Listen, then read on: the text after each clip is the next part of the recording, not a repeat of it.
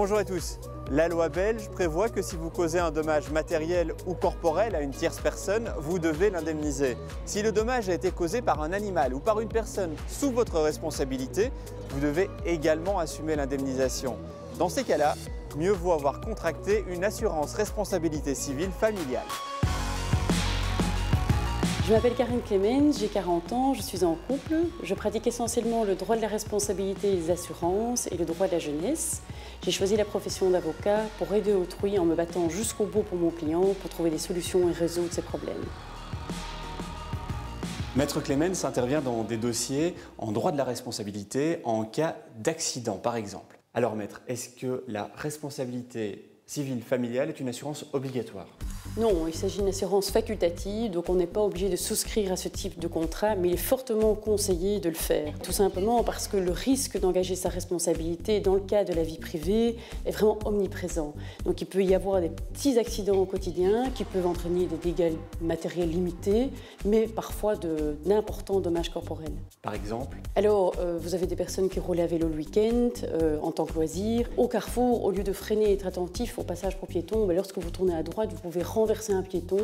Si le piéton tombe mal, eh bien, il pourra avoir un important dommage corporel avec une incapacité de travail, etc. Alors, le montant d'indemnisation peut évidemment être élevé. Et si le responsable, le cycliste, n'est pas assuré en responsabilité civile, eh bien, il pourrait être amené à devoir payer des montants énormes et il pourrait aussi ne pas être solvable. Alors ça pourrait engendrer aussi des conséquences très néfastes pour la victime elle-même. Dans quel cas l'assurance responsabilité civile familiale va-t-elle intervenir? Alors, l'arrêté royal qui régit en partie la matière prévoit des cas qui doivent être obligatoirement repris dans les polices d'assurance. Et à côté de ces cas, les polices d'assurance prévoient d'autres cas. Les cas de responsabilité visés par l'arrêté royal sont, par exemple, lorsque votre responsabilité est engagée suite à un dommage causé par votre propre faute, ou suite à un dommage causé par des personnes dont on doit répondre, par exemple les parents pour les enfants, ou suite au fait d'un animal dont vous avez la garde. Y a-t-il des cas lors desquels la responsabilité civile familiale n'intervient pas du tout? Alors oui, bien entendu, il y a des cas d'exclusion.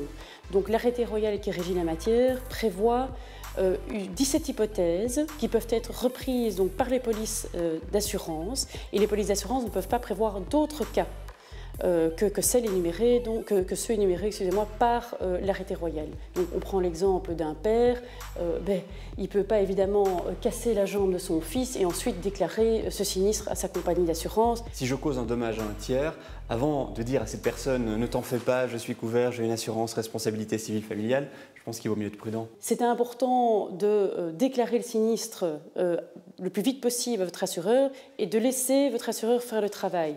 Alors, vous pouvez bien évidemment reconnaître la matérialité des faits. Donc, si la victime demande, et c'est souvent le cas, demande de reconnaître les faits sur un bout de papier, vous pouvez simplement décrire les faits, mais surtout ne pas vous engager. La RC familiale ne coûte pas cher et vous permet d'éviter bien des soucis. Ce serait dommage de payer toute votre vie pour un moment d'inattention ou une bêtise d'un de vos enfants.